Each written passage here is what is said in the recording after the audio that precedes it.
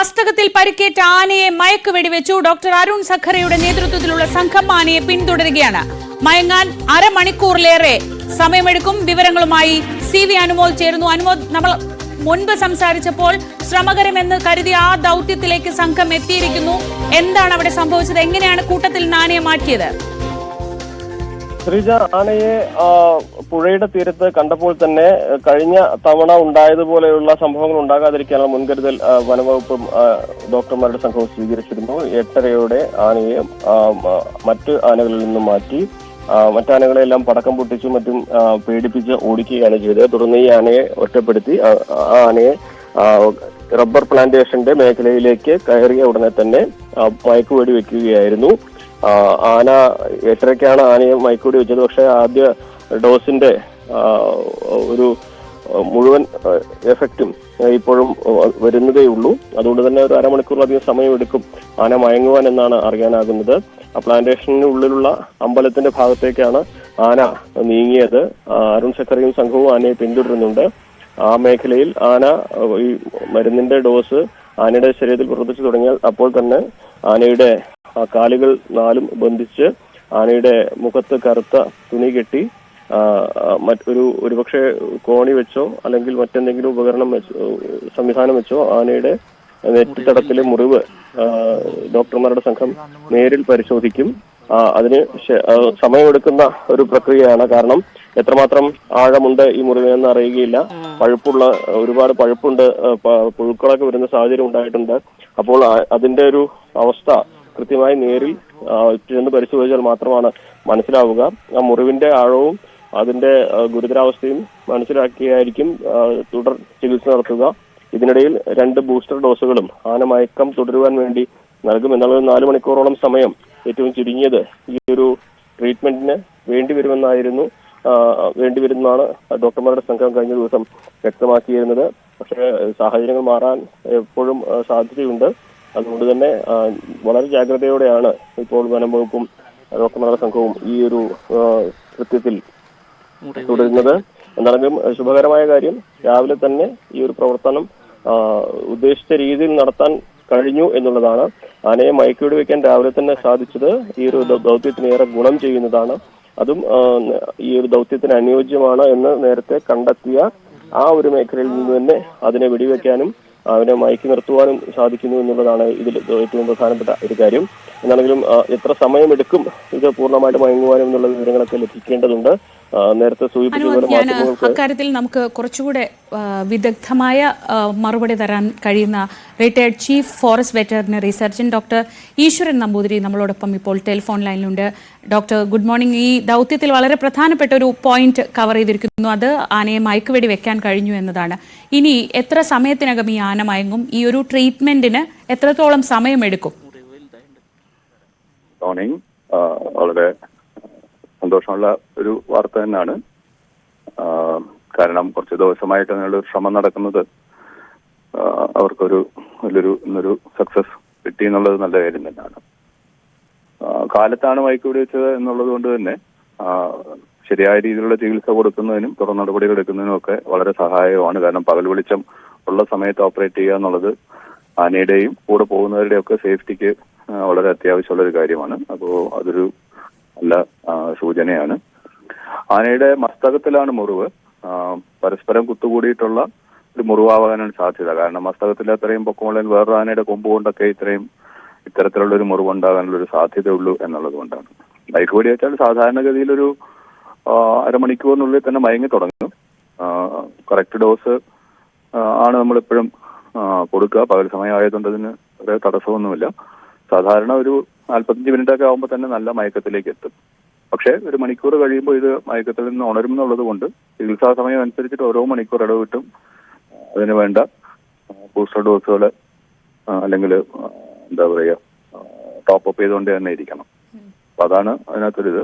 അത് എത്ര മരുന്ന് കൊടുക്കുന്നുള്ളതിനെ ആശ്രയിച്ചിട്ടായിരിക്കും റിവൈവിങ് സമയത്തിന്റെ ഒരു കണക്കൂട്ടിൽ വരിക. എന്തായാലും ചികിത്സ കഴിഞ്ഞ് വൈകുന്നേരത്തിനുള്ളിൽ തന്നെ ആന വീണ്ടും മയക്കം വിട്ട് സ്വയം കാര്യങ്ങൾ ചെയ്യാനുള്ളൊരു നിലയിലേക്ക് എത്തുമെന്ന് നമുക്ക് പ്രതീക്ഷിക്കാം.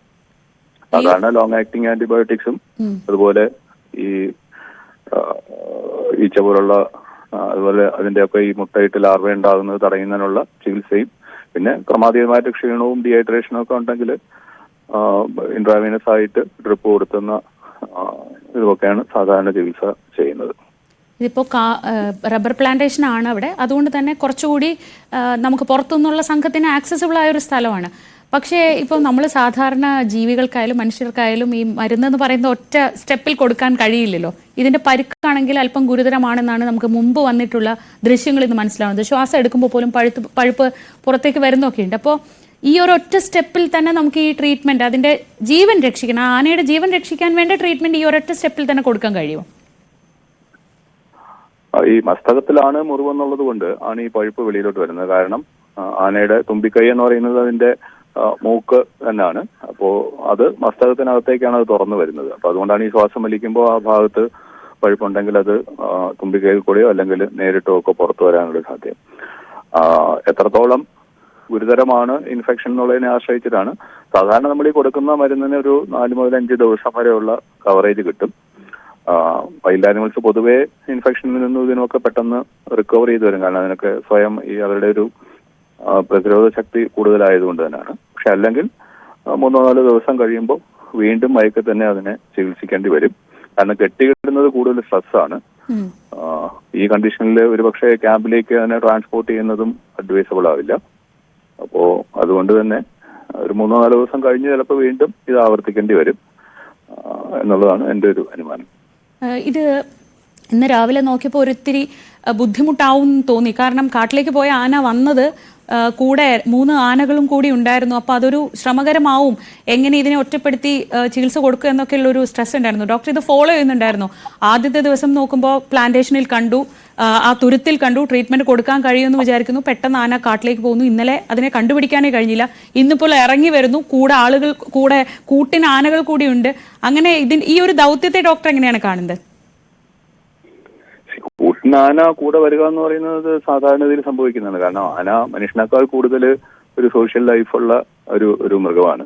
പരസ്പരം സഹായിക്കുക എന്നുള്ളത് ഒരു ഏറ്റവും കൂടുതൽ ശ്രദ്ധിക്കുന്ന ഒരു കാര്യമാണ്. പ്രത്യേകിച്ച് അസുഖമുള്ളതിനെയൊക്കെ തന്നെ സഹായിക്കുകയും അതിനെ മറ്റ് അപകടങ്ങളിൽ നിന്ന് ഗാർഡ് ചെയ്യുകയൊക്കെ ചെയ്യുക എന്നുള്ളത്. അപ്പൊ അതുകൊണ്ടാണ് ആ കൂടെ ആന ഇറങ്ങി വന്നു എന്ന് നമ്മൾ കാണുന്നത്. അപ്പൊ അത് നമ്മളെ സംബന്ധിച്ചോളം ഒരല്പം അപകടം പിടിച്ചൊരു സാഹചര്യം കൂടിയാണ്. കാരണം നമ്മൾ ഈ പ്രൊസീജിയർ ചെയ്യുന്ന സമയത്ത് വേണമെങ്കിൽ ഈ ആനക്കൂട്ടം വീണ്ടും പുറത്തു വന്നിട്ട് ആൾക്കാരെ ഓടിക്കാനുള്ള ഒരു സാധ്യത തള്ളിക്കളയാൻ കഴിയില്ല. അപ്പൊ അതിനുവേണ്ട ശക്തമായ ഗാർഡിങ് തട്ടിക്കാരൊക്കെ അവിടെ ചെയ്യും. അപ്പൊ അതുകൊണ്ട് പിന്നെ ഓപ്പൺ സ്പേസ് ആണ് ഈ പ്ലാന്റേഷൻ ആയതുകൊണ്ട് നമുക്ക് വിസിബിലിറ്റി ഉള്ളത് തന്നെ വലിയൊരു അനുഗ്രഹമാണ്. കാരണം മറ്റാനകളോ മറ്റു പ്രശ്നങ്ങളോ ഉണ്ടെങ്കിൽ നമുക്കത് പെട്ടെന്ന് തിരിച്ചറിയാൻ കഴിയുന്ന ഒരു ഏരിയ ആണല്ലോ. അപ്പൊ അതുകൊണ്ട് അതിനെപ്പറ്റി വലിയ ആശങ്ക ഈ ഒരു സ്ഥലത്ത് വേണ്ട. ഉൾക്കാട്ടിലൊക്കെ ആണെങ്കിൽ അതൊരു വലിയ പ്രശ്നം തന്നെയാണ് മിക്കപ്പോഴും. ഇപ്പോൾ ആന മയങ്ങി എന്ന വിവരങ്ങളാണ് ലഭിക്കുന്നത്. അങ്ങനെയെങ്കിൽ ഇനിയിപ്പോൾ നേരെ ട്രീറ്റ്മെന്റിലേക്ക് തന്നെ കടക്കാൻ കഴിയും അല്ലേ? തീർച്ചയായിട്ടും. സാധാരണ ഇതിൽ സ്റ്റാൻഡിങ് സെഡേഷൻ, അതായത് കിടക്കുന്ന രീതിയിലുള്ള ഒരു മയക്കം കൊടുക്കത്തില്ല. അതുകൊണ്ട് തന്നെ പലപ്പോഴും തുമ്പിക്കൈയും കാലും ഒക്കെ ഇടയ്ക്ക് തനക്കും. അപ്പൊ അതൊക്കെ ശ്രദ്ധിച്ചൊന്നാവും ചെയ്യുക. കാരണം കിടന്നു കഴിഞ്ഞാൽ മയങ്ങി കിടക്കുന്ന സാധനം പിന്നെ നമുക്ക് എഴുന്നേൽപ്പിക്കാൻ ബുദ്ധിമുട്ടാണ്. അപ്പൊ സ്റ്റാൻഡിങ് സെഡേഷനിൽ ചികിത്സിക്കുക എന്നുള്ളതാണ് ഇത്തരം കേസിൽ സാധാരണ ചെയ്യുന്നത്. ഈ വിഷ്വൽസിലൊക്കെ കാണുമ്പോൾ ആന ആക്റ്റീവ് ആണ്, അതങ്ങനെ പ്രകടമായ ക്ഷീണമൊന്നും പ്രകടിപ്പിക്കുന്നില്ല, കാട്ടിൽ നിന്ന് പോയി ഇങ്ങനെ തിരിച്ചു വരുന്നു.